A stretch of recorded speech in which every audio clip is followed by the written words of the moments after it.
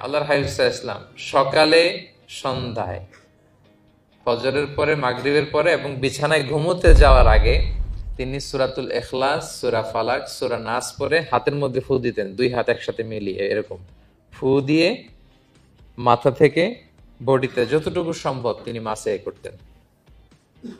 তিনটা সূরাই শুরু হয়েছে কুল দিয়ে, এজন্য এই তিন সূরাকে একসাথে বলে কুল আস-সালাসা, মানে তিন কুল। এই তিন কুল তিনি ফজরের পর, মাগরিবের পর আর বিছানায় ঘুমোতে যাওয়ার আগে পরে হাতে ফু দিয়ে সারা গায়ে মেসেজ করতেন। আপনারা করেন? হ্যাঁ, এই অভ্যাসটা, ওজিফাটা আছে তো আপনাদের, না? করবেন এটা। অনেক হিন্দুরও সূরা ইখলাস মুখস্থ আছে, জানেন? অনেক হিন্দু ভাইরা একই পাড়ায়, একই সাথে সমাজে থাকার কারণে তারা সূরা ফাতিহা, ইখলাস এরকম দু চারটা দোয়া কালাম সূরা এদেরও মুখস্থ থাকে। সূরাতুল ইখলাস এমন একটা সূরা যেটা অনেক অমুসলিম ভাইদেরও মুখস্থ থাকে। খুব ছোট্ট সূরা, স্রষ্টার পরিচয় যে এত সহজ ভাষায় মাত্র 4টি বাক্যে দিয়ে দেয়া যায় তার জলজন্ত প্রমাণ হচ্ছে এই সূরাতুল ইখলাস। মাত্র 4টি আয়াত। কয়টি? 4টি আয়াত দিয়ে আল্লাহ তাআলা স্রষ্টার পরিচয় খুবই চমৎকার ভাবে প্রিসাইজলি তিনি তুলে ধরেছেন। কোরআনের অনেক জায়গায় আল্লাহ তাআলা নিজের পরিচয় দিয়েছেন, যেমন সূরা বাকারার 255 নম্বর আয়াতে, মানে আয়াতুল কুরসির মধ্যে আল্লাহ তাআলা নিজের পরিচয় তুলে ধরেছেন। একটি আয়াত, 9টি বাক্য বিশিষ্ট একটি আয়াত, সেখানে আল্লাহ তাআলার পরিচয় খুব চমৎকার ভাবে পাওয়া যায়। আয়াতুল কুরসি, এটা আপনাদের মুখস্থ আছে না? আয়াতুল কুরসি ফরজ সালাতের পর এটা পড়বেন। আল্লাহর হাবিব সাল্লাল্লাহু আলাইহি ওয়াসাল্লাম ফরজ সালাতের পর এটা পড়তেন। তিনি বলতেন, মান কারা আয়াতুল কুরসি দুবুরা কুল্লি সালাতিন মাকতুবাতিন লাম ইয়ামনাহু মিন দুখুলিল জান্নাতি ইল্লাল মাউত। ফরজ সালাতের পরে যে আয়াতুল কুরসি তেলাওয়াত করবে তার জান্নাতে যাওয়ার ক্ষেত্রে আর কোনো বাধা থাকে না, মৃত্যু ছাড়া। মৃত্যুটাই বাধা, মরলেই জান্নাতি।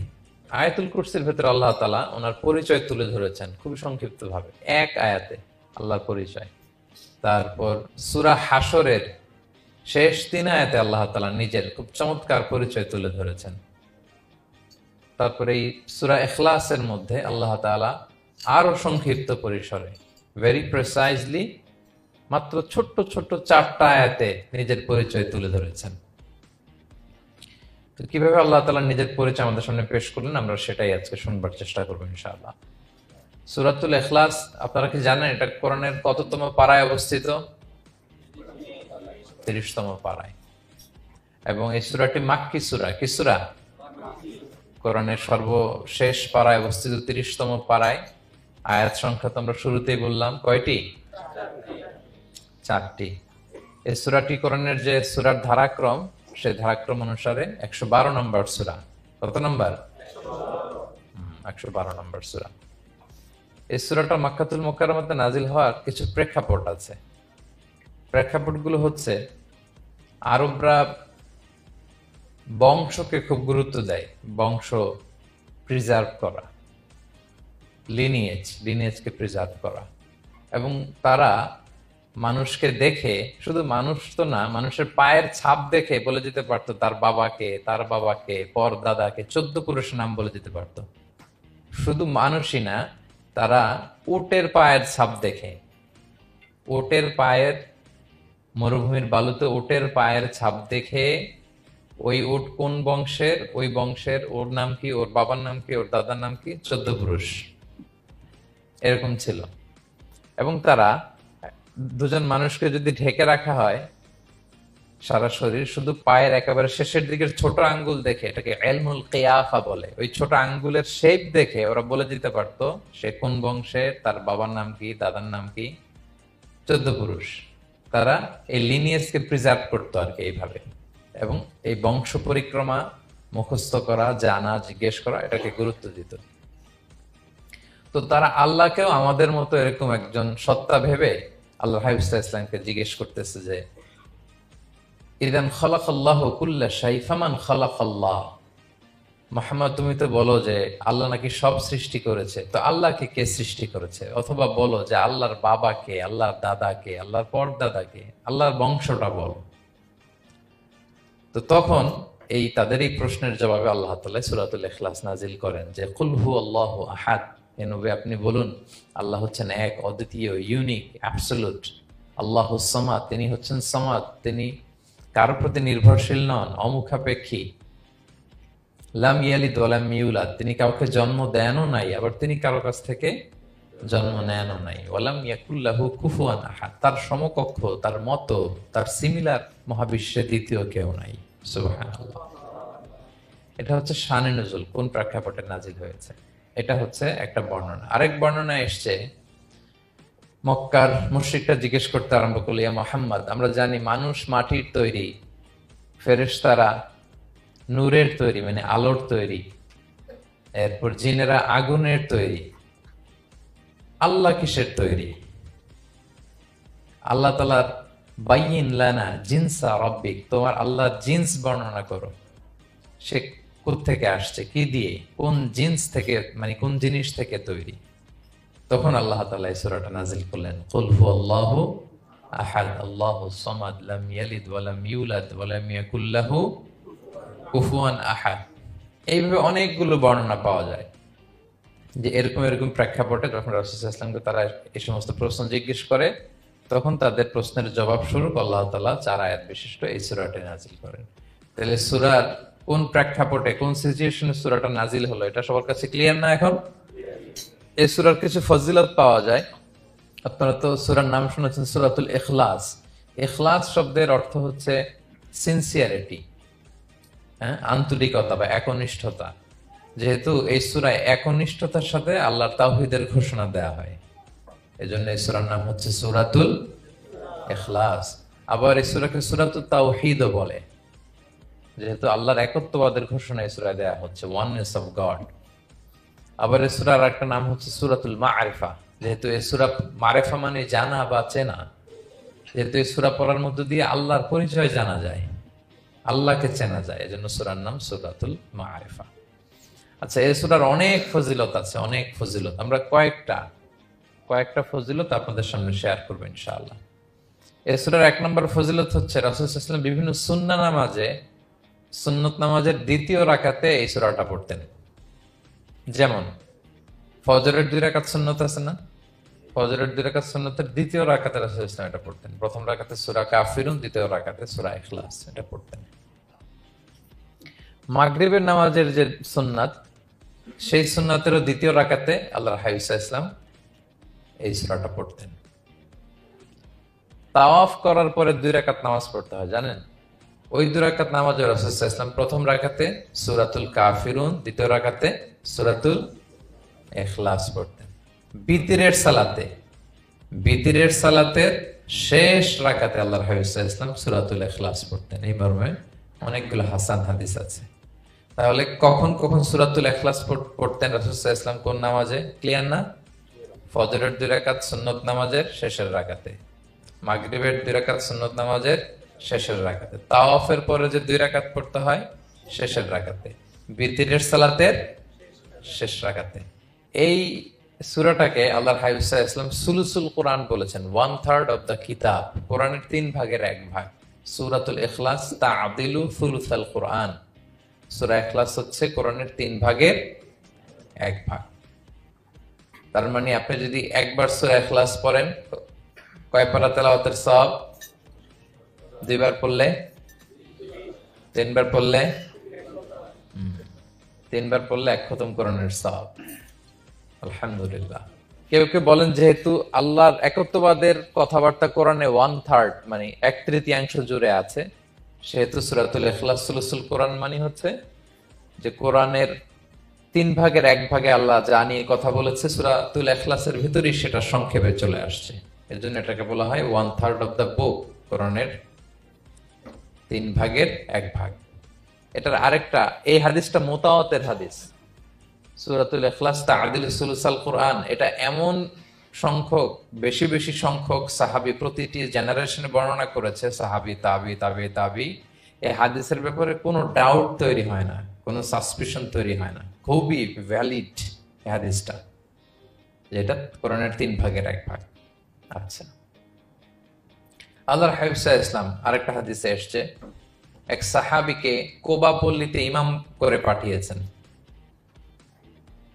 মদিনা মসজিদে নববীর পাশে একটা মসজিদ আছে, মসজিদে কোবা, সেই মসজিদের ইমাম করে এক সাহাবীকে পাঠিয়েছেন। ওই সাহাবীর একটা অভ্যেস ছিল, উনি প্রত্যেক রাকাতে সূরা ফাতিহার পরই আগে সূরা ইখলাস পড়তেন। ধরেন প্রথম রাকাতে সূরা ফাতিহার পরে ইখলাস, এরপর একটা সূরা পড়তেন। দ্বিতীয় রাকাতে সূরা ফাতিহার পরে আবার সূরা ইখলাস, এরপর একটা সূরা পড়তেন।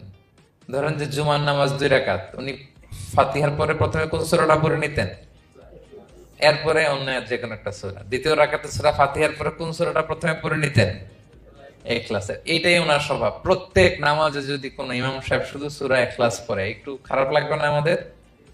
ওনার মুসল্লিদেরও তাই লেগেছে। ওনারা জিজ্ঞেস করলেন, তুমি এটা কেন করো? এরকম না করে স্বাভাবিকভাবে পড়ো। তো উনি বললেন, না, আমি এইভাবেই পড়বো, আমি যেভাবে পড়তেছি এইভাবেই পড়বো, পড়লে পড়ো, না হলে তোমাদের হিসাব তোমাদের। তো তারা যে রাসূল সাল্লাল্লাহু আলাইহি ওয়াসাল্লামের কাছে বিচার দিল যে, রাসূলুল্লাহ, দেখেন, একজন ইমাম আপনি আমাদের জন্য নির্ধারণ করেছেন, উনি প্রত্যেক রাকাতে সূরা ইখলাস পড়ে, ইন এভরি সিঙ্গেল রাকাত সূরা ইখলাস পড়ে। তো রাসূল সাল্লাল্লাহু আলাইহি ওয়াসাল্লাম তাকে ডাকলেন, ডেকে বললেন, ঘটনা কি? তুমি নাকি এরকম করো, প্রত্যেক রাকাতে ফাতিহার পরে আগে ইখলাস দিয়ে শুরু করো, কেন কেন করো? সে বলতেছে, ইয়া রাসূলুল্লাহ, হ্যাঁ, আমি আসলে এমনটা করে, কারণ আমি এই সূরাটাকে বড্ড ভালোবাসি। কারণ ফিহি সিফাতুর রহমান, এই সূরার ভেতরে আল্লাহর পরিচয় মেলে, আল্লাহর পরিচয় পাওয়া যায়, যেন সূরাটাকে আমি বড্ড ভালোবাসি। রাসূল সাল্লাল্লাহু আলাইহি ওয়াসাল্লাম বললেন, ঠিক আছে, তোমার অভ্যাসের পরিবর্তন করার দরকার নেই। হুব্বুকা ইয়াহা ইউদখিলুকাল জান্নাহ, এই সূরার প্রতি তোমার এই ভালোবাসাই তোমাকে জান্নাতে প্রবেশ করাবে। আরেক বর্ণনায় এসেছে, তুমি যেমনি আল্লাহর পরিচয় থাকার কারণে সূরাটাকে ভালোবাসো, আল্লাহ জানিয়েছেন যেন তোমাকে জানাই আল্লাহও তোমাকে ভালোবাসে। ফিহি সিফাতুর রহমান, এই সূরার ভেতরে রহমানের পরিচয় পাওয়া যায়, আল্লাহ সুবহানাহু ওয়া তাআলার পরিচয় পাওয়া যায়। তো এই জন্য উনি প্রত্যেক রাকাতে সূরা ইখলাস পড়তেন। আরেকটা হাসান পর্যায়ের হাদিসে পাওয়া যায়, 9ম হিজরিতে আল্লাহর হাবিব সাল্লাল্লাহু আলাইহি ওয়াসাল্লাম তাবুক যুদ্ধে অংশগ্রহণ করেছিলেন। আপনারা তাবুক যুদ্ধের নাম শুনেছেন? হ্যাঁ, নিশ্চয়ই শুনেছেন, যারা ইসলামের ইতিহাস, ইসলামের বায়োগ্রাফি নিয়ে পড়াশোনা করেছেন। তাবুক হচ্ছে অনেক দূরে মদিনা থেকে, খুব কষ্টের সফর ছিল। তখন খেজুর পেকে সবার ঘরে খেজুর, পাকা খেজুর উঠাতে হবে, আবার প্রচন্ড গরম, আবার সফরের দূরত্ব অনেক বেশি। এই সফরে মূলত কোনো যুদ্ধ সংগঠিত হয়, তাবুক যুদ্ধে কোনো যুদ্ধ হয় নাই। কয়েক সপ্তাহ লাগছে যেতে, কয়েক সপ্তাহ ফিরতে, এতটুকুই। জাস্ট কে পাক্কা ইমানদার আর কারা মুনাফেক, হিপোক্রিট, এটাকে ক্লিয়ার করার জন্য আল্লাহ তাআলা এই যুদ্ধের আহ্বান জানিয়েছেন যে যাও, অ্যাটাক করো, তাবুকে যাও। বিশাল বাহিনী, প্রায় বিশাল একটা বাহিনী যে তাবুকে চলে গেল। রাসূল সাল্লাল্লাহু আলাইহি ওয়াসাল্লাম যখন তাবুক যুদ্ধে ছিলেন, এই অভিযানে ছিলেন, তখন মদিনায় এক সাহাবী ইন্তেকাল করেন, নাম হচ্ছে মুআবিয়া ইবনে মুআবিয়া আল মুজহানি। তো উনি ইন্তেকাল যখন করলেন, রাসূল সাল্লাল্লাহু আলাইহি ওয়াসাল্লাম তো এত দূর থেকে এটা জানতেন না। জিবরাইল ইসলাম এসে বললেন, ইয়া রাসূলুল্লাহ, মদিনাতে আপনার সাহাবী মুআবিয়া ইন্তেকাল করেছে। মুআবিয়া ইবনে আবি সুফিয়ান একজন সাহাবী আছে, উনি নয়, মুআবিয়া ইবনে মুআবিয়া আল মুজহানি। তখন বললেন, ইয়া রাসূলুল্লাহ, আপনি এই 30,000 সাহাবী নিয়ে এইখানেই মরুভূমির মধ্যেই তার গায়েবানা জানাজা পড়েন, আমরাও আছি আপনার সাথে, আমরাও শরীক হব। রাসূল সাল্লাল্লাহু আলাইহি ওয়াসাল্লাম এত দূরে তাবুক থেকেই মুআবিয়া ইবনে মুআবিয়া আল মুজহানি রাদিয়াল্লাহু তাআলা আনহুর গায়েবানা জানাজায় শরীক হলেন। এই গায়েবানা জানাজায় সাহাবাদের সাথে ফেরেশতারাও শরীক হয়েছিলেন, 2 কাতারে, পেছনে 2 কাতার, প্রতি কাতারে 70,000 ফেরেশতা।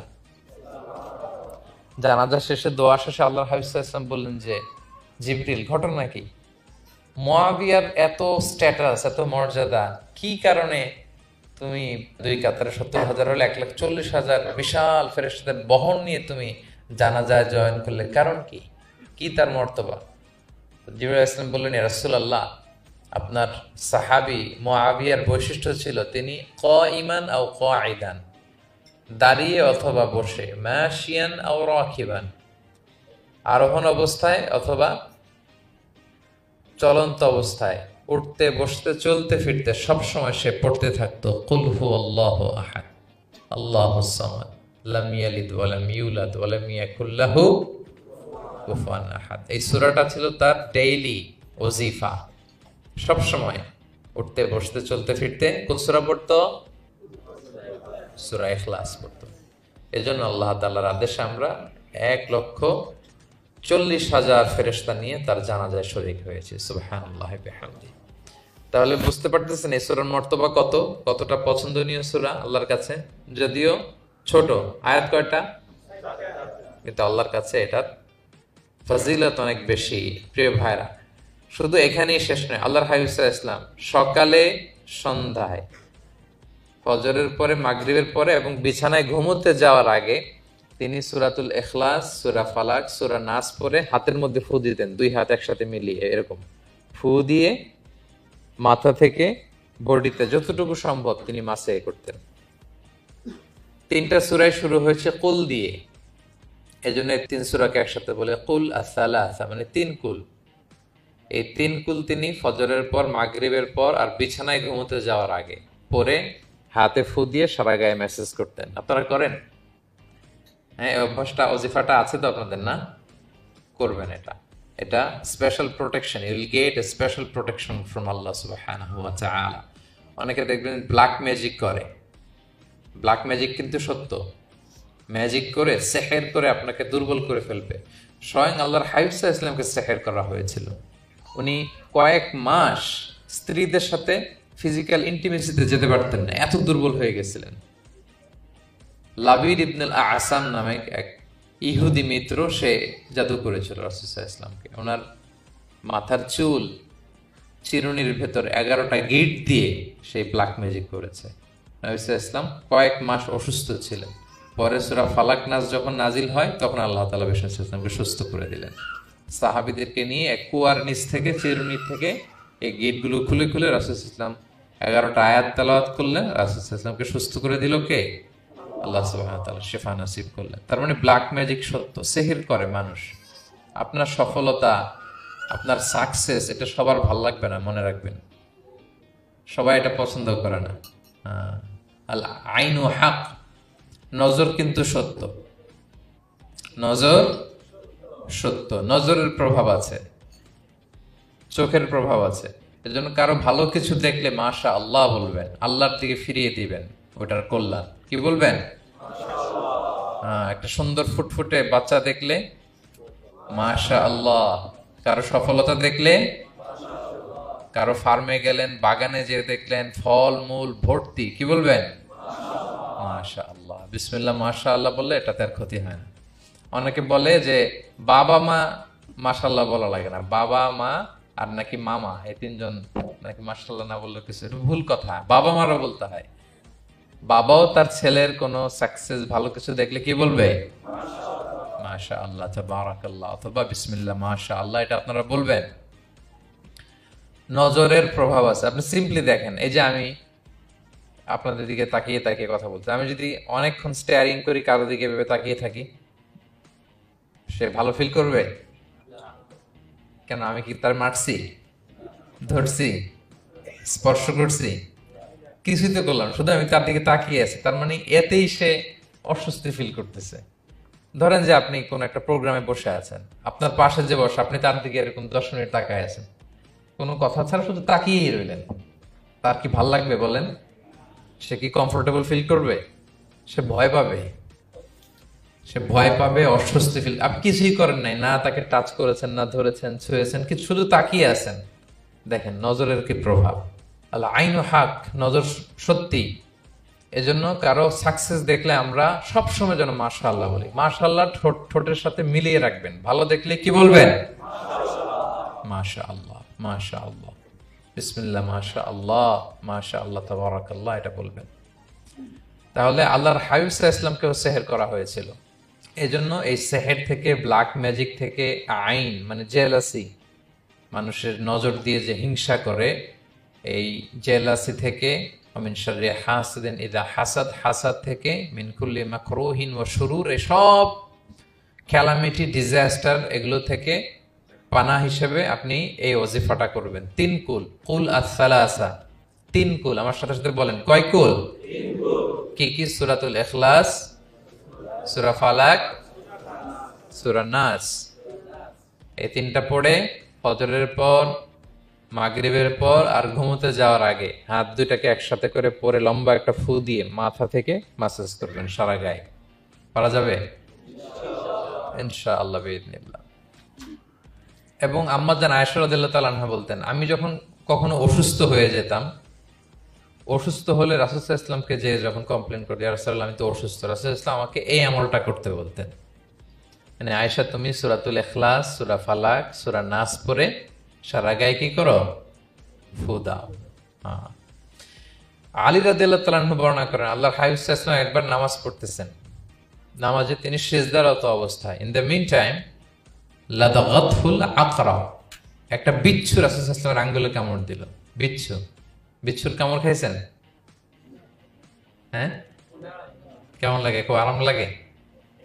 হ্যাঁ, খুব যন্ত্রণা হয়, অনেক যন্ত্রণা হয়। রাসূল সাল্লাল্লাহু আলাইহি ওয়াসাল্লামকে যখন কামড় দিল নামাজরত অবস্থায়, রাসূল সাল্লাল্লাহু আলাইহি ওয়াসাল্লাম খুব যন্ত্রণা পেলেন, ব্যথা পেলেন, বিচ্ছুটারে লানত করলেন। সাধারণত লানত করতেন না, তিনি বলতেন লানাতুল্লাহি আলাল আকরাব, এই বিচ্ছুর উপর লানাত, লা ইয়াদাউ নাবিয়ান ওয়ালা গায়রা, এই বিচ্ছু নবীও চিনে না, মানুষও চিনে না, মানে কোথায় কামড় দিতে হবে এটাও বুঝতেছে না। শুধু নবী না, সব নবীদের নবী, উনারা কামড় দিয়ে ফেলছে। তাই আল্লাহর পক্ষ থেকে পরীক্ষা ছিল, কেয়ার করা। উনি ভর্ৎসনা করলেন, লানত করে বললেন নবীও চিনস না, মানুষও চিনস না, কামড় দিয়ে খুব কষ্ট পাচ্ছেন তিনি। তো আল্লাহ হাবিব সাল্লাল্লাহু আলাইহি ওয়াসাল্লাম বললেন যাও গরম পানি আর লবণ নিয়ে আসো, এনে এটার মধ্যে ঢালো। তো ঢালতে আরম্ভ করলো। লবণ কিন্তু খুবই ব্যথানাশক, pain killer, natural pain killer. এটার মধ্যে সোডিয়াম ক্লোরাইড আছে, তো এটা গরম করে লবণ মিশিয়ে দিলে যে কোনো ব্যথা ট্যাথা সাথে সাথে ভালো হয়ে যায়। রাসূল ইসলাম বললেন ঢালো, ঢালতেছে, রাসূল ইসলাম পড়তেছেন কুল হুয়াল্লাহু আহাদ আল্লাহুস সামাদ লাম ইয়ালিদ ওয়া লাম ইউলাদ ওয়া লাম ইয়াকুল লাহু কুফুয়ান আহাদ বলে ফু দিচ্ছেন আর ঢালতেছে। ঢালাও শেষ, আঙ্গুলের ব্যথাও শেষ। তাহলে রাসূল সাল্লাল্লাহু আলাইহি ওয়াসাল্লামের একটা চিকিৎসা পদ্ধতি আপনারা জানলেন, তিব্বে নাবাবী, যে সাপ বিচ্ছু কিছু দংশন করলে ওখানে কুসুম ওয়ার্ম ওয়াটার, লবণ দিয়ে ওয়ার্ম ওয়াটার করে সেখানে ঢালতে হবে। আর কোন সূরা পড়তে হবে? কুল হুয়াল্লাহু আহাদ আল্লাহুস সামাদ লাম ইয়ালিদ ওয়া লাম ইউলাদ ওয়া লাম ইয়াকুল লাহু কুফুয়ান আহাদ, এটা পড়তে হবে। তাহলে সূরার ফজিলত কি জানতে পেরেছেন আপনারা? ক্লিয়ার তো না? আমি রিপিট করি কি কি ফজিলত বললাম। রাসূল সাল্লাল্লাহু আলাইহি ওয়াসাল্লাম ফজরের নামাজের সুন্নাতে, মাগরিবের সুন্নাতে, তাওয়াফের পরের সুন্নাতে, ভিতরের শেষ রাকাতে সূরাতুল ইখলাস পড়তেন। রাসূল সাল্লাল্লাহু আলাইহি ওয়াসাল্লাম সূরাটাকে সুলুসুল কুরআন, 1/3 অফ দ্য কিতাব বলেছেন। কোরআনের কয় ভাগের এক ভাগ? এবং এক সাহাবীর ঘটনা তো শুনলাম, সে সব নামাজে সূরা ইখলাস পড়তো। মুসল্লিরা কমপ্লেন করার পরেও সে পড়লো। রাসূল সাল্লাল্লাহু আলাইহি ওয়াসাল্লাম বললেন কেন পড়ো? বলে যে ফিহি সিফাতুর রহমান, এই সূরায় আল্লাহর পরিচয় আছে, এই সূরাটা বড্ড ভালো লাগে। তো রাসূল সাল্লাল্লাহু আলাইহি ওয়াসাল্লাম বললেন এই সূরার প্রতি তোমার ভালো লাগেই তোমাকে জান্নাতে নিয়ে যাবে। আর এক বর্ণনায় যে তুমি যেমনি আল্লাহর কারণে এই সূরাকে ভালোবাসো, আল্লাহও জানিয়েছেন তিনি তোমায় ভালোবাসেন। এরপর মুআবিয়া ইবনে মুআবিয়া আল-মুযানির হাদিস শুনলাম, তিনি উঠতে বসতে চলতে ফিরতে সবসময় কোন সূরা পড়তেন? সূরাতুল ইখলাস। ফলে আকাশ থেকে 1,40,000 ফেরেশতা এসে দুই কাতারে 70,000 করে ওনার গায়েবানা জানাজায় অংশগ্রহণ করেছেন। এবার বলেন এটা কি আপনারা কি ওয়াজিফা বানাবেন? হ্যাঁ, বানাবেন ডেইলি ওয়াজিফা? মেক ইট ইউর ডেইলি ওয়াজিফা। রিসাইট সূরাতুল ইখলাস every day, specially in the morning and evening. তাহলে সূরার ইন্ট্রোডাক্টরি ডিসকাশন শেষ, নাজিলের প্রেক্ষাপট শেষ, ফজিলত শেষ। এবার আমরা সূরায় ঢুকে যাই। কি বলেন? আউযু বিল্লাহি মিনাশ শাইতানির রাজীম, বিসমিল্লাহির রহমানির রহিম।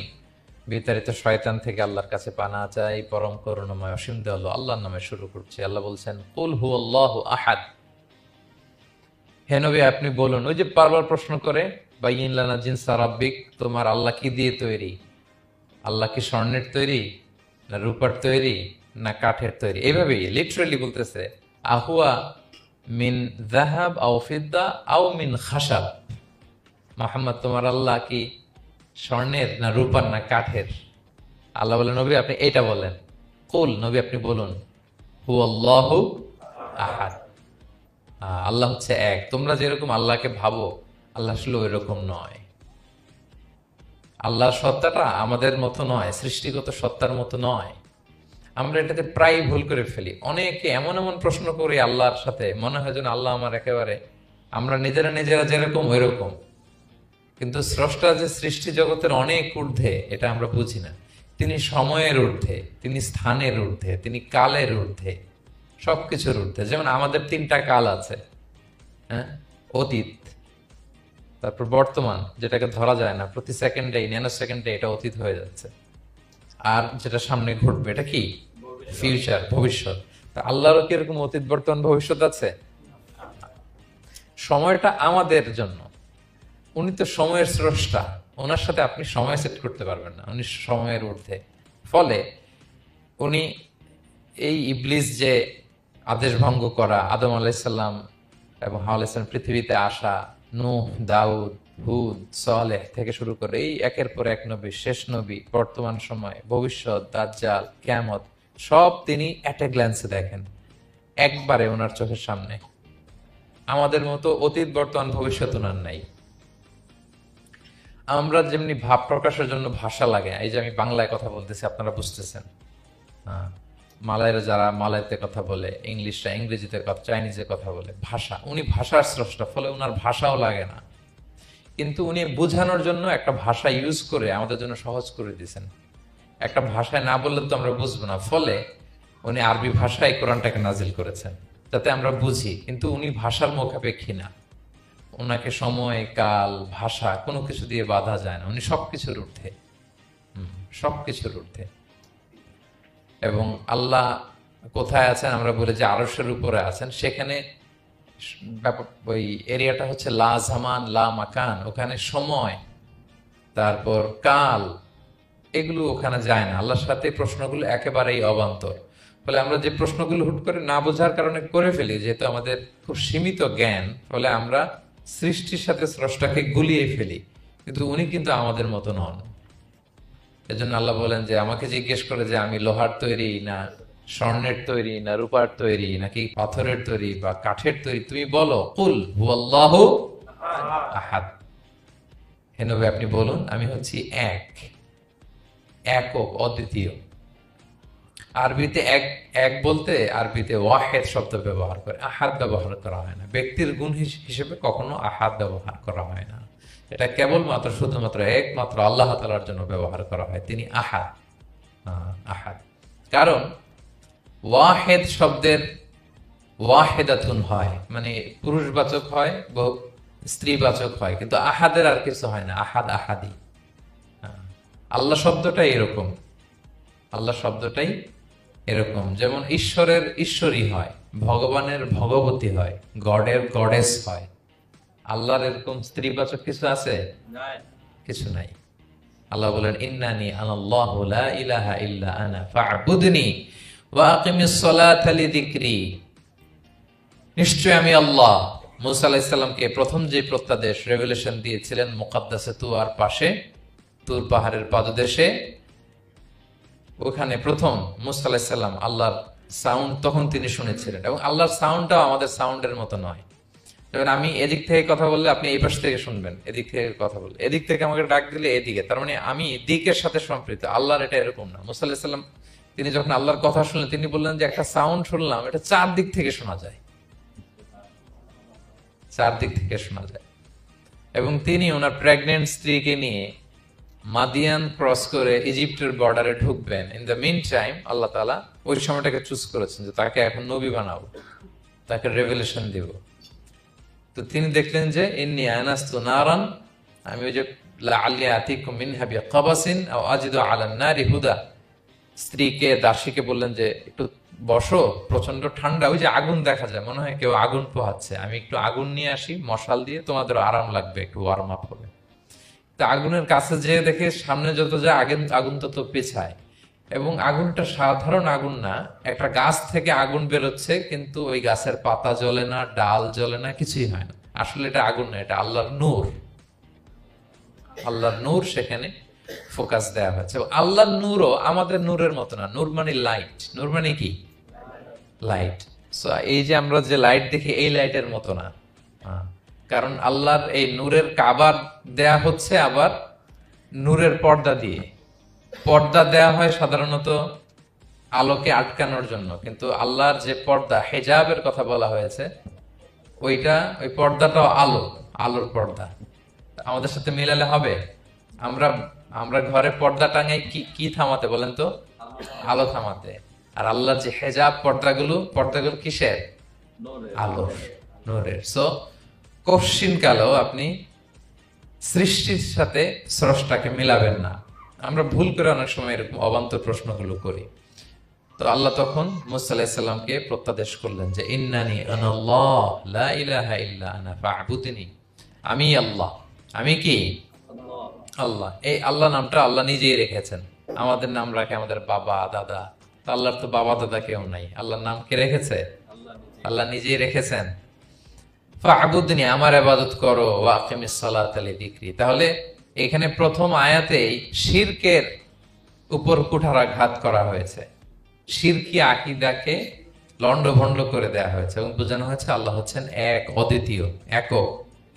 কারণ আমরা যত ইবাদত করি এর মধ্যে যদি শিরকের স্পর্শ থাকে আমাদের ইবাদত ভ্যানিশ হয়ে যাবে, এটার কোনো দাম নাই। লা ইন আশরাকতা লা ইয়াহবাতান্না আমালুক ওয়া লা তাকুনান্না মিনাল খাসিরিন। আল্লাহ বলেন যদি শিরক করো তাহলে তোমার সব আমল বাতিল হয়ে যাবে, তোমার রোজা, নামাজ, হজ, যাকাত, জিকির কিছু থাকবে না।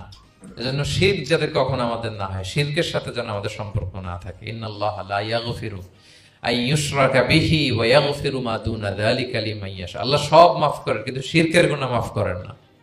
কি মাফ করে না? হ্যাঁ, এজন্য শিরকের সাথে আমাদের কোনো সম্পর্ক নাই। দেখেন আমরা যখন নামাজে দাঁড়াই আমরা তাকবীরে তাহরিমা বাঁধার পরে কি পড়ি? ওয়াজ্জাহতু ওয়াজহিয়া লিল্লাযী ফাতারাস সামাওয়াতি ওয়াল আরদা হানিফা ওয়া মা আনা মিনাল মুশরিকিন। দেখেন নামাজে দাঁড়ালে আগে ক্লিয়ার করে নিতে হয় যে আল্লাহ ওয়া মা আনা মিনাল। এই যে লক্ষ লক্ষ হাজী সাহেবরা যায় ইজহার রিদা পরে, ওখানে কি পড়ে? লাব্বাইক আল্লাহুম্মা লাব্বাইক লাব্বাইক লা শারীকা লাক। আগে হিসাব ক্লিয়ার যে আল্লাহ শিরকের সাথে ছিটেফোঁটা সম্পর্ক আমাদের নাই। হ্যাঁ, আমরা একনিষ্ঠভাবে তোমার ইবাদত করি। তাহলে সূরাতুল ইখলাস বেসিক্যালি তাওহীদের একনিষ্ঠ ঘোষণার নাম, যেটার প্রথম আয়াতে আল্লাহ তাআলা নবীকে বললেন যে হে নবী আপনি আমার পরিচয় দিয়ে দেন, আপনি বলুন কুল হুয়াল্লাহু আহাদ, আমি এক, একক, অদ্বিতীয়। কুল হুয়াল্লাহ, নবী আপনি বলুন তিনি হচ্ছেন আল্লাহ এবং তিনি হচ্ছেন আহাদ। আল্লাহ নামটার অনেক ভাবে কোরআনে পরিচয় দিয়েছেন। আল্লাহ আলিফ লাম লাম, আলিফ ছাড়া, লিল্লাহ দিয়ে, লাম ছাড়া, লাহু দিয়ে, আপনি যেভাবেই বলবেন সেভাবে আল্লাহর পরিচয় পাওয়া যায়। লিল্লাহি মা ফিস সামাওয়াতি ওয়া মা ফিল আরদ, কোরআনের অনেক আয়াতে এসেছে। লাম বাদ দিয়ে দিলে লাহুল মুলকু ওয়া লাহুল হামদু হুয়া আলা কুল্লি শাইইন কাদির। লাম বাদ দিয়ে দিলে হা দিয়ে আল্লাহ পরিচয় দিয়েছেন, হুয়া দিয়ে পরিচয় দিয়েছেন, হুয়াল্লাহুল্লাযী লা ইলাহা ইল্লাহু। তাহলে যেভাবে আপনি পরিচয় খুঁজতে যাবেন সেখানে আল্লাহর পরিচয় পাওয়া যাবে।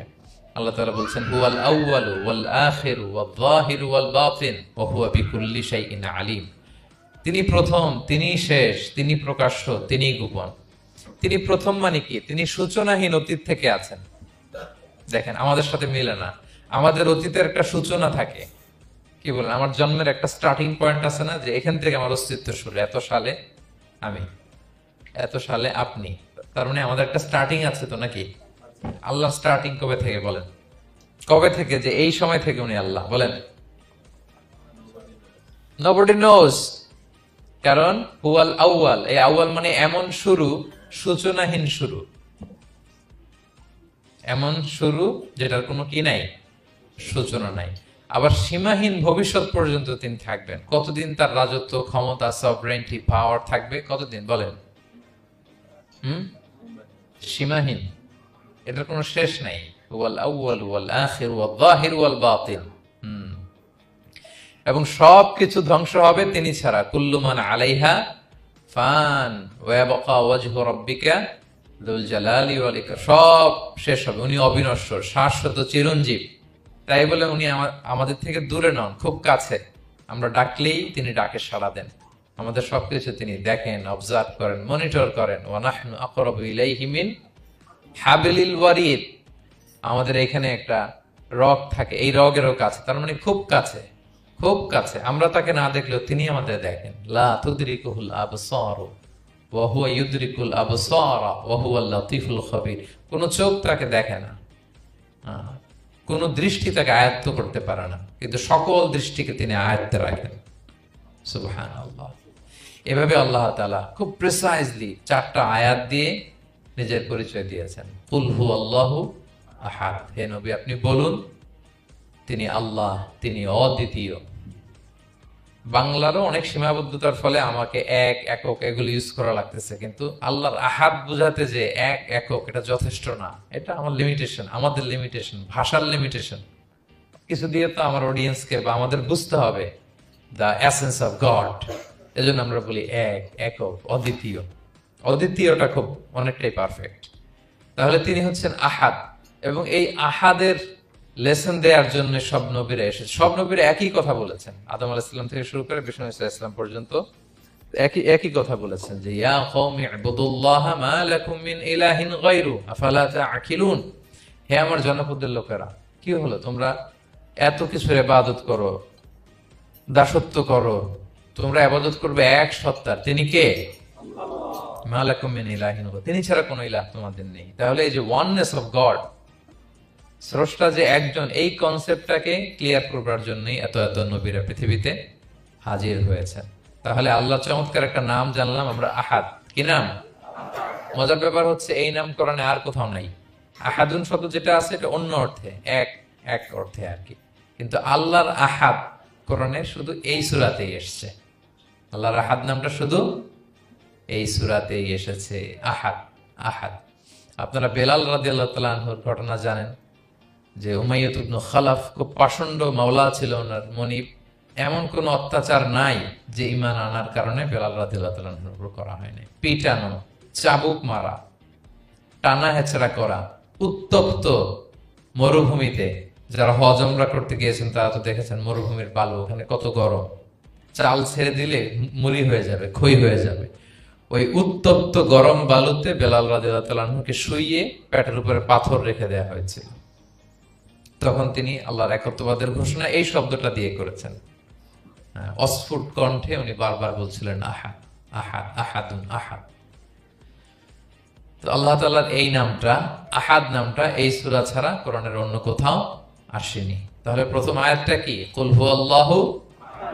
হে নবী, তারা জিজ্ঞেস করে আমার বংশ কি, বাপ দাদা কই, কাঠের না মাটির না লোহার না সোনার, আপনি বলুন কুল হুয়াল্লাহু, তিনি এক, অদ্বিতীয়। আল্লাহুস সামাদ, তিনি হচ্ছেন সামাদ। আল্লাহর আরেকটা নাম আস-সামাদ, আল্লাহুস সামাদ। সামাদ শব্দের অনেকগুলো অর্থ পাওয়া যায়। সামাদের একটা মিনিং হচ্ছে যার উপরে আর কারো কোনো স্ট্যাটাস বা মর্যাদা নাই। আরবিতে বলে মানতাহা ইলাইহি সুগদাদু ওয়া শারাফ, মর্যাদা, স্ট্যাটাস, যত শীর্ষে পিকে যেতে পারে ওইটার নাম হচ্ছে সামাদ, এর উপরে নাই। সামাদের আরেকটা অর্থ হচ্ছে যে পরনির্ভরশীল নয়, মানে তার কারো উপর নির্ভর করা লাগে না, সে স্বয়ং সম্পূর্ণ।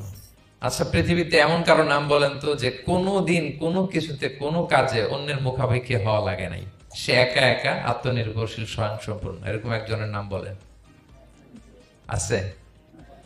কেউ নাই। কোনো না কোনো ভাবে আপনি পাওয়ারফুল কারো কথা বলবেন, এত আরো নির্ভরশীল। এরা রাস্তা দেখায় না দিলে চলতেও পারে না, কোন দিকে যাইতে হবে এটা বলার জন্য 10 জন থাকে। এর ওয়াশরুমে নিয়ে যেতে হয় 10 জনের, এর এই সাপোর্ট, ওই সাপোর্ট, এই প্রোটোকল, অনেক কিছু, এর লোক লাগে আরো বেশি। তার মানে সাহায্য ছাড়া চলতে পারে এমন কোন সত্তা পৃথিবীতে নাই। একটা সত্তা যার কারো কোনো সাহায্য লাগে না, যার কারোর প্রতি কোনো নির্ভরতা নাই, কারো কাছে ঠেকা নাই, গোটা বিশ্ব তার কাছে ঠেকা, তিনি কে? তার নাম সামাদ। তার নাম কি? আল্লাহুস সামাদ, অমুখাপেক্ষী, অ্যাবসলিউটলি ইন্ডিপেন্ডেন্ট। কখনো কোনো কাজে তার কারো কাছে যেতে হয় না, কারো উপর ভরসা করতে হয় না, কারো প্রতি তার কোনো ঠেকা নাই। সব গোটা দুনিয়া তার কাছে ঠেকা, তার কাছে ফরিয়াদ করে, তার দিকে ঝুঁকে পড়ে আসতে বাধ্য। ওই সত্তার নাম হচ্ছে সামাদ। সামাদ ক্লিয়ার সবার কাছে? আল্লাহ তাআলা বলছেন ইয়া আইয়ুহান নাসু আনতুমুল ফুকারাউ ইলাল্লাহ ওয়াল্লাহু হুয়াল গনিয়ুল হামিদ। ওহে মানুষেরা, তোমরা হচ্ছে ফকির। ফকির বিমানা মুফতাকির ইলাল্লাহ, মানে মুখাপেক্ষী কার দিকে? ফুকারা ইলাল্লাহ ওয়াল্লাহু হুয়াল গনিয়ুল হামিদ। কিন্তু আল্লাহ কারো প্রতি মুখাপেক্ষী নন। গনি, তিনি প্রাচুর্যশীল, হামিদ, সপ্রশংসিত। সবাই তার কাছে ফরিয়াদ করে, তিনি কারো কাছে ফরিয়াদ, সবাই তার কাছে চায়, তিনি কারো কাছে চাওয়া লাগে না, সবাই তার কাছে মুখাপেক্ষী, তিনি কারো প্রতি মুখাপেক্ষী। তার নাম সমাদ। তার নাম কি? তাহলে সমাদ ক্লিয়ার। হ্যাঁ, লাম ইয়ালিদ ওয়ালাম ইউলাদ। লাম ইয়ালিদ, তিনি কাউকে জন্ম দেননি। ওয়ালাম ইউলাদ, তিনি নিজেও জন্ম নেন নাই। সুবহানাল্লাহ, দেখেন কত সহজে পরিচয়। তিনি কাউরে জন্ম দেনও নাই, জন্ম নেনও নাই। সুবহানাল্লাহ, আমাদের ধর্ম যে কত সুন্দর, এক আল্লাহর দিকে আমাদেরকে রেফার করা হয়েছে। অন্যান্য ধর্মের দিকে দেখেন কি আজীব কথা। খ্রিস্ট ধর্মে বলে আদম আলাইহিস সালাম পাপ করছে, ওই পাপের কারণে আমরা সবাই নাকি পাপী, জন্মাইলেই নাকি পাপী। ইসলাম বলে আমরা জন্মগ্রহণ করি মাসুম অবস্থায়, নিষ্পাপ। কিন্তু খ্রিস্টানরা কি বলে? আমরা পাপ নিয়ে জন্মাই, ফলে খোদার ছেলের দুনিয়াতে আসা লাগছে, এসে সবার পাপ নিজের কাঁধে নিয়ে শুলে চড়ছে, এরপরে খোদার সাথে যে বসে আছে। এটা হচ্ছে খ্রিস্ট ধর্মের কথা। অন্যান্য অনেক ধর্মে দেখেন ল্যাংটা বাবার কাছে যে মাথা নোয়াতে হয়, এরকম অনেক ধর্ম দেখছেন যে লোকটার চুলে জট বাঁধা, দাড়িতে জট বাঁধা, একেবারে উলঙ্গ, তার কাছে যে সবাই এরকম হাত পাতে। দেখছেন? দেখেন না আপনারা? নাকি শুধু আমি একাই দেখলাম? দেখছেন সবাই? আছে, কিন্তু আমি ধর্মের নাম বলতেছি না, কোন ধর্মকে ছোট করা যাবে না, কিন্তু এরকম আছে। তো দেখেন কি সমস্ত অদ্ভুত নিয়ম কানুন। আগুন নিয়ে ওইখানে দৌড়াইতে হয়, করতে হয়, কিন্তু আমাদের এক সত্তার কাছে আমরা চাই। কোনো ভায়া লাগে না, মিডিয়েটর লাগে না, মধ্যস্থতাকারী লাগে না। আল্লাহ বলে ডাকের সাথে সাথে তিনি ডাকে সাড়া দেন। লাম ইয়ালিদ ওয়া লাম ইয়াকুল লাহু, জন্ম দেনও নাই, জন্ম নেনও নাই। মুশরিকরা বলতো আল মালাইকাতু বানাতুল্লাহ, তারা বলতো ফেরেশতারা নাকি আল্লাহর মেয়ে। নাউযুবিল্লাহ। ওয়া ক্বালাতিল ইয়াহুদু উযাইরুন ইবনুল্লাহ, ইহুদিরা বলতো উযাইর আলাইহিস সালাম আল্লাহর ছেলে। ওয়া ক্বালাতিন নাসারা আল মাসীহ ইবনুল্লাহ, আর খ্রিস্টানরা বলে ঈসা মাসীহ, ঈসা আলাইহিস সালাম উনি নাকি আল্লাহর ছেলে। নাউযুবিল্লাহ। আল্লাহ এই সবগুলো ভ্রান্ত ধারণার কবর রচনা করেছেন এই আয়াত দিয়ে। লাম ইয়ালিদ ওয়া লাম ইউলাদ, না না, এগুলো ভুল। ক্লিয়ার কাট শুনে রাখো, কান খাড়া করে জেনে রাখো। লাম ইয়ালিদ ওয়া লাম ইউলাদ, তিনি কাউকে জন্ম দেনও নাই, তিনি কারো কাছ থেকে জন্ম নেনও নাই।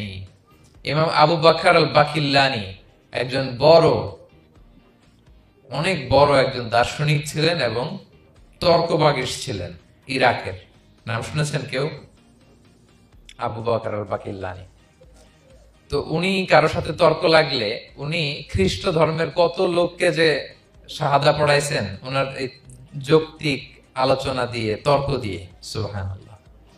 এক খ্রিস্টান পাদ্রী ওনারে প্রশ্ন করলো, তোমরা মুসলমানরা খুব রেসিস্ট। উনি বললেন কেন? বলছে তোমরা খ্রিস্টান মেয়ে বিয়ে করতে পারো, ইহুদি মেয়ে বিয়ে করতে পারো, মুসলিম কিন্তু ইহুদি মেয়ে, খ্রিস্টান মেয়ে শর্ত সাপেক্ষে, কিছু শর্ত আছে, ওই আলোচনা যাচ্ছেন, শর্ত সাপেক্ষে বিয়ে করতে পারে আহলে কিতাব হলে। কিন্তু কোন খ্রিস্টানরা মুসলিম মেয়ে আমাদের মেয়েদেরকে বিয়ে করতে পারবে না, কোন ইহুদি আমাদের মেয়েকে বিয়ে করতে পারবে না। তো বলে তোমরা খুব রেসিস্ট, তোমরা আমাদের মেয়ে না, ওকে তোমাদের মেয়ে আমাদেরকে দাও না। তো তিনি বলেন তোমরা তো ইহুদি, তোমাদের নবী হচ্ছে মুসা আলাইহিস সালাম, ওনাকে তো আমরা মানি, ওনার কথা তো কোরআনে আছে, এজন্য তোমাদের মেয়েকে বিয়ে করতে পারি। আর খ্রিস্টানদের নবী হচ্ছে ঈসা আলাইহিস সালাম, ওনাকেও মানি, ওনার মায়ের নামে বিশাল সূরাই আছে, সূরা মারিয়াম, আর ওনার ব্যাপারে হাজার শত শত আয়াত। তো এই জন্য তোমার খ্রিস্টানদের মেয়ে বিয়ে করতে পারি। তোমরা তো আমাদের নবী মুহাম্মদ সাল্লাল্লাহু আলাইহি ওয়াসাল্লামকে মানো না। মুহাম্মদ সাল্লাল্লাহু আলাইহি ওয়াসাল্লাম যে শেষ নবী, এটা তোমরা মানো, মানার সাথে সাথে মুসলমান হয়ে যাবা, এরপর আমাদের মেয়েকেও তোমরা বিয়ে করতে পারবা। এভাবে উনি এমন ভাবে উত্তর দিতেন, বুহিতাল্লাযী কাফার, একেবারে লাজবাব হয়ে যেত। তো ওনার নাম যখন ছড়ালো, ইরাকের মুসলিম বাদশাহ ওনাকে কনস্টান্টিনোপলে পাঠাবেন, যেখানে রোমান এম্পায়ার। তো রোমান এম্পায়ার এরাও খুব প্রস্তুতি নিয়ে আছে যে আবু বকর আল বাকিল্লানিকে ডিল করা অনেক কঠিন, সে আসতেছে, তার সাথে কিভাবে কি করা যায়। তো আপনারা জানেন যে খ্রিস্ট সমাজের নিয়ম হচ্ছে রাজার দরবারে ঢুকতে গেলে কুর্নিশ করে ঢুকা লাগে। কি করে? মাথা নত করে, এরকম নিচের দিকে করে রূপুর মতো করে এরপরে ঢোকা লাগে। এখন তারা প্ল্যান করতেছে যে আবু বকর বাকিল্লানি তো জীবনে আমার কুর্নিশ করবে না, এটা তো আমার জন্য অপমান হয়ে যাবে, কি করা যায় কি করা যায়। তো রাজার এক বড় উজির সে প্ল্যান করলো, একটা কাজ করেন, রাজ দরবারে তাকে যখন ঢোকানো হবে তার জন্য একটা স্পেশাল গেট বানানো হবে। দরজাটা ফুল হবে না, হাফ হবে, অর্ধেক। তো অর্ধেক দরজা দিয়ে যখন সে ঢুকবে, সে তো বাধ্য মাথা নিচু করে ঢুকতে হবে। তাহলে রুকু হয়ে গেল, কুর্নিশ আপনাদের দেওয়া হয়ে গেল। বলে এই তো চমৎকার বুদ্ধি, ঠিক আছে একটা ছোট্ট দরজা বানাও। তো বানাইছে। উনি যখন কনস্টান্টিনোপলে পৌঁছলেন, অনেকে নিয়ে আসালো রাজদরবার, বলতেছে এটা দিয়ে ঢুকতে হবে আমাদের, সবার ঢুকেন। তো সবাই এরকম মাথা নিচু নিচু করে ঢুকছে। উনি দেখি বুঝছে এটা তো কৌশল করছে আমার সাথে। তো উনি মাথা নিচু করছেন, কিন্তু এমনি না, উল্টা উল্টা হয়ে উনি মাথাটা পিছনে দিয়ে, বুঝতে পারছেন, উনি অ্যাবাউট টার্ন হয়ে ঢুকতে তো হবে, পিঠটারে রাজার দিকে দিয়ে, নিতম্বটাকে রাজার দিকে দিয়ে, তারপরে উনি রুকু দিছে, উল্টা রুকু। তো এক হিসেবে কুর্নিশ মানে, বরং আরো রাজাকে কি হয়েছে, ইনসাল্ট করা হয়েছে। রাজা তো রেগে মেগে আগুন। সবাই, রাজা বলতেছে জানতাম এরকম কিছু একটা করবে। মানে এমন ভাবে উনি বুদ্ধি বের করে ওনাকে, ওনার সাথে আর পারা যায়। কেন ওনার কথা আনলাম এই জন্য, সেখানে যেও উনি পুরো রাজ দরবারকে তাক লাগিয়ে দিলেন এইভাবে। উনি দেখেন যে কনস্টান্টিনোপলের রোমান এম্পায়ারের পাশে পোপ বসা। পোপ চেনেন তো, মানে তৎকালীন খ্রিস্টান সবচেয়ে বড় পাদ্রী। তিনি যে বলতেছে কাইফা হালুক ইয়া কাহানাতুল মা'বাদ ওয়া কাইফাল আহল ওয়া কাইফাল আওলাদ, যে বলতেছে আরে সম্মানিত পোপ, আপনি কেমন আছেন, আপনার বউ কেমন আছে, আপনার সন্তান কেমন আছে। এই কথা শুনে রাজা রেগে মেগে আগুন। এই আবু বকর বললেন, এত বড় সাহস, তুমি জানো না উনি পোপ? পোপদের বিয়ে করা নিষেধ, তারা এত পবিত্র, তাদের স্ত্রী হয় না, তাদের সন্তান হয় না। একজন পবিত্র সত্তার সন্তান থাকে কি করে, স্ত্রী থাকে কি করে, তারা আমাদের পোপ।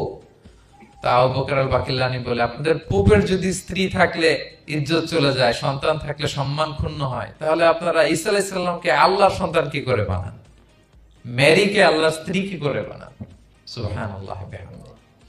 আল্লাহর সাথে আপনারা বউ সেট করতে পারেন, আল্লাহর সন্তান সাব্যস্ত করতে পারেন, কিন্তু আপনার পোপকে জিজ্ঞেস করলাম আপনার স্ত্রী কেমন আছে, আপনার বউ কেমন আছে, আপনার রেগে মেগে আগুন। এই কথা শুনে ওই ওদিকে যারা আছে সব শাহাদা পড়ে মুসলমান হয়ে গেছে। এরকম অনেক লোক ওনার বুদ্ধিমত্তা দেখে শাহাদা পড়ে পড়ে মুসলমান হয়ে গিয়েছে। এজন্য আল্লাহ তাআলা এই যে শিরকি আকীদার উপর কুঠারাঘাত করে তিনি বললেন লাম ইয়ালিদ ওয়া লাম ইউলাদ, তিনি জন্ম দেনও নাই, জন্ম নেনও নাই। ওয়া লাম ইয়াকুল লাহু কুফুয়ান আহাদ। এই কুফু শব্দটা আল্লাহর জন্য যে ব্যবহার হয়েছে কোরআনে আর কোথাও নাই। এক হচ্ছে আহাদ, আর এই কুফু আর কোথাও নাই। আল্লাহ বলেন ওয়ালাম ইয়াকুল লাহু কুফুয়ান আহাদ, তার সমকক্ষ কেউ নাই। আল্লাহর মতো similar, nothing is similar to him, equivalent to him. আল্লাহর মতো সিমিলার কিচ্ছু নাই। তাহলে আল্লাহ কার মতো? আল্লাহর মতো।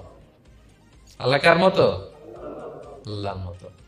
অন্য আয়াতে আল্লাহ তাআলা বলছেন লাইসা কামিসলিহি শাই, তার মতো কেউ নাই, তিনি তার মতো। তাহলে আল্লাহ কার মতো? আল্লাহর মতো। ওয়ালাম ইয়াকুল লাহু কুফুয়ান আহাদ, তার মতো কেউ নাই, তিনি তার মতো। তাহলে এই চার আয়াতে আল্লাহর পরিচয় পাইছেন আপনারা। তিনি এক, অদ্বিতীয়, তিনি অমুখাপেক্ষী, কারো কাছে হাত পাততে হয় না, সব হাত পেতে থাকে তার দরবারে। তিনি জন্ম দেনও নাই, জন্ম নেনও নাই, তার মতো কেউ নাই। তো তাহলে আল্লাহর মতো কেউ নাই। আল্লাহ কার মতো? আল্লাহর মতো। তাহলে সূরাতুল ইখলাস ক্লিয়ার হয়েছে সবার? আল্লাহ নিজের পরিচয় দিলেন, তিনি এক, অদ্বিতীয়, তার কাছে চাইতে হয়। আমরা ফরিয়াদ করব কার কাছে? বিপদে আপদে, যে কোনো বিপদে ক্রাইসিসে পড়লেই কি করবেন? কার কাছে শেয়ার করবেন? নাকি ফেসবুকে শেয়ার করবেন? আমরা বিপদে পড়লে কোথায় শেয়ার দিয়ে দেই? প্রথমেই আমাদের শেয়ার দেওয়ার জায়গা কই? কিন্তু আসলে শেয়ার করতে হবে কার কাছে? প্রথমে আল্লাহর কাছে বলুন। তিনি আপনাকে বিপদ মুক্ত করতে পারেন, তিনি আপনাকে শান্ত করতে পারেন, আপনার অস্থিরতা দূর করতে পারেন, তিনি কেবল আপনাকে সফলতা দিতে পারেন, আর কেউ পারে না। এজন্য ফরিয়াদের হাত যেন আমরা তার দরবারে উঠাই। আল্লাহ তাআলা আমাদের সবাইকে কথাগুলো বোঝার, আমল করার তৌফিক দান করুন।